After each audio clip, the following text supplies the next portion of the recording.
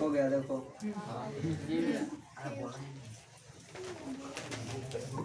60 degree का त्रिकोणमितीय अनुपात ज्ञात करें। Hi friends, I am Saket Kumar Mishra. बहुत ही महत्वपूर्ण सवाल है कि 60 डिग्री का त्रिकोणमितीय अनुपात निकालना है। यहाँ पे सबसे पहले त्रिकोणमितीय अनुपात निकालने का मतलब कि 60 डिग्री का जो मान होता है, जैसे sine 60 degree, cos 60 degree, tan 60 degree, मतलब कुल त्रिकोणमितीय फलन जो 6 गो होता है, sine theta, cos theta, tan theta, cosec theta, sec theta और कॉट थीटा, इस 6 में हम लोगों को 60 डिग्री का मान बताना है। बताना है तो याद है, लेकिन हम लोग को दिखाना है कि आखिर कैसे आता है। जैसे साइन 60 डिग्री के मान √3/2 होता है, तो कैसे आखिर होता है। और मान के चलिए टेन 60 डिग्री के मान √3 होता है, तो क्यों होता है। इस सब का आज हम लोग कारण जानेंगे, मतलब एक लेखे सत्यापित हम लोग करेंगे इस बात को। तो सबसे पहले तो यह सोचना पड़ेगा कि 60 डिग्री का कौन ऐसा त्रिभुज है जो 60 डिग्री का कोण बनाता है। तो ऐसा हम लोग कर लेते हैं, यहाँ पे लिखते हैं माना कि त्रिभुज एबीसी, माना कि त्रिभुज एबीसी एक समबाहु त्रिभुज है। माना कि त्रिभुज एबीसी एक समबाहु त्रिभुज है। क्योंकि हम लोगों को पता है समबाहु त्रिभुज जब नाम है तो समबाहु त्रिभुज, सम का मतलब होता है बराबर और बाहु मतलब भुजा। जिस त्रिभुज के सभी भुजा बराबर होता है उसे समबाहु त्रिभुज कहते हैं, ठीक है ना।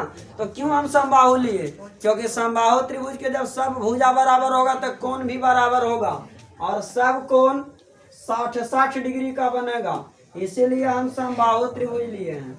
यहाँ पे हम एक समबाहु त्रिभुज लिए हैं और एक हम लंब खींच देते हैं समबाहु त्रिभुज में। सब कोण इसका होगा 60 डिग्री का, तो यहाँ भी 60 डिग्री का कोण बनेगा। ऊपर जो 60 डिग्री का कोण बनेगा वो 2 भाग में बट जाएगा, 30 डिग्री का इधर हो जाएगा और 30 डिग्री का इधर हो जाएगा। और यहाँ पे 60 डिग्री का कोण, कुल मिला के 180 डिग्री के त्रिभुज के सब कोण होगा। और यहाँ पे डी लिख देंगे, नाम धर देंगे, ठीक है ना। यहाँ पे लिख देंगे तथा भुजा BC पर AD लंब डाल दिए। यहाँ पे AD जो है भुजा BC पर, यहाँ भुजा BC नीचे है और इस पर ये लंब खड़ी है, यानी कि 90 डिग्री के कोण यहाँ पे बनेगा और 90 डिग्री के कोण यहाँ बनेगा। लंब होने का मतलब क्या है कि सीधा खड़ा होगा, 90 डिग्री के कोण बनाएगा। तो यहाँ पे बन गया।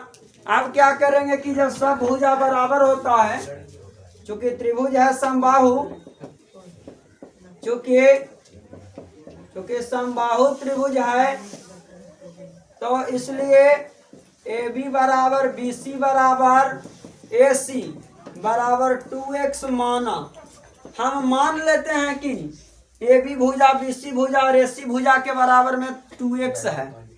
अब यहाँ पे 2x लिख देंगे, यहाँ भी 2x हो जाएगा और ये बराबर भाग में बटेगा। समबाहु त्रिभुज का जो लंब होता है बराबर भाग में बांटता है, तो ये 2x पूरा रहेगा तो आधा दूर x हो जाएगा और आधा दूर x, तो जोड़ के 2x हो ना जाएगा, आधा x रहेगा और ये भी आधा x रहेगा, तो कितना हो जाएगा 2x हो जाएगा। समबाहु त्रिभुज के तीनों भुजा बराबर होता है मेरे भाई। देखिए जितना लंबाई AB के होगा, ये भुजा AB के जितना लंबाई होगा उतने लंबाई AC के होगा और उतने लंबाई BC के होगा।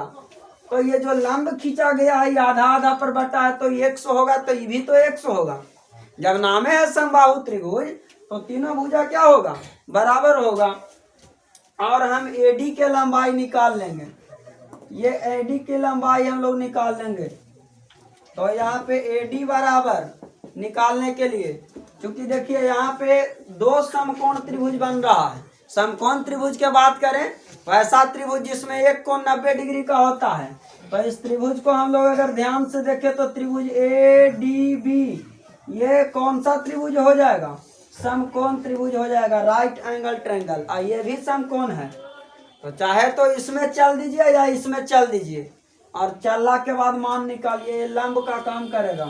तो लंब बराबर फॉर्मूला होता है रूट अंडर कर्ण का स्क्वायर माइनस आधार का स्क्वायर, कर्ण का स्क्वायर माइनस आधार का स्क्वायर।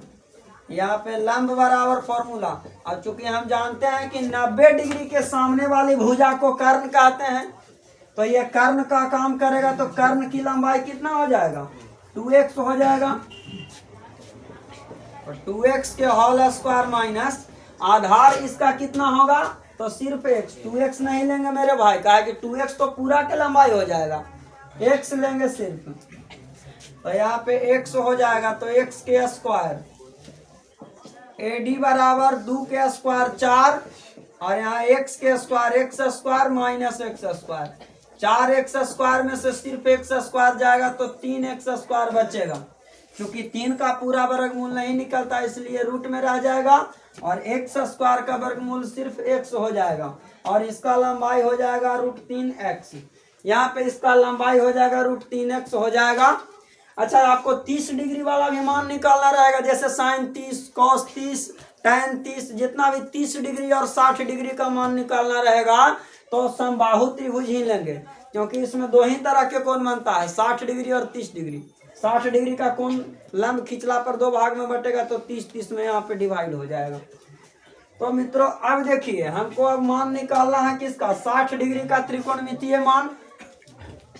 तो साइन थीटा बराबर फॉर्मूला होता है मेरे भाई P/H।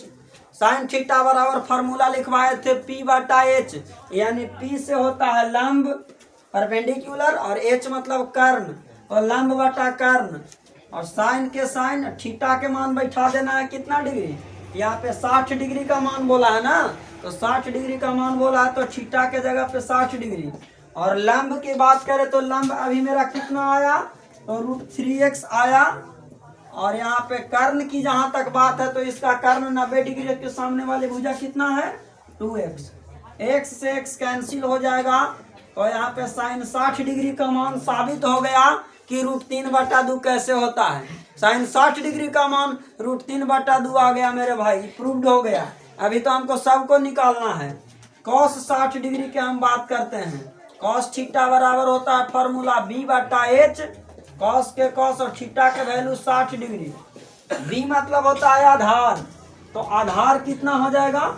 आधार के मान हो जाएगा x, और h का मतलब होता है कर्ण, तो कितना हो जाएगा? आधार के मान x और कर्ण का मान कितना हो जाएगा? 2x। और यहाँ x से x कैंसिल एक बार में हो जाएगा। cos 60 डिग्री के मान 1/2 होता है, सभी को पता है cos 60 डिग्री के मान 1/2 होता है, मगर क्यों? इसलिए क्योंकि cos 60 डिग्री के मान इस तरह से प्रूव्ड हुआ 1/2। tan थीटा बराबर P/B। tan थीटा बराबर P/B। tan के tan और थीटा के मान कितना डिग्री ले लेंगे? 60 डिग्री। लंब के मान मेरा कितना हो जाएगा? तो √3x, और बटा B मतलब होता है आधार, तो इस त्रिभुज का आधार कितना है? तो x है, तो यहाँ x ले लेंगे, x से x कैंसिल, और tan 60 डिग्री के मान प्रूव्ड हो गया √3। अब बाकी बचता है साइन थीटा, cos थीटा और tan थीटा का वैल्यू निकल गया। अब तीनों के उल्टा भी करके हम लोग निकाल सकते हैं, या त्रिभुज के चित्र से भी हम लोग निकाल सकते हैं। तो 3 को आप लोग खुद निकाल लीजिएगा, होमवर्क रहेगा। और आप लोग को 2026 में जो एग्जाम होने वाला है उसमें ज़्यादातर आप लोग द्विघात समीकरण और ग्राफीय विधि से हल जो होता है उसके बारे में एक दिन हम ग्राफ बतलाएंगे आप लोगों को बहुत जल्द ही। और आप लोग 5 नंबर के सवाल पर ज़्यादा से ज़्यादा फोकस करें। भिन्न कान शहर वाला सवाल होता है, नाव धारा, ये सब का जो सवाल होता है, माध्य माध्यिका बहुलक होता है, ये सब पर जल्द से जल्द फोकस करें। जय हिंद, जय भारत। वीडियो को लाइक, शेयर एंड सब्सक्राइब करें।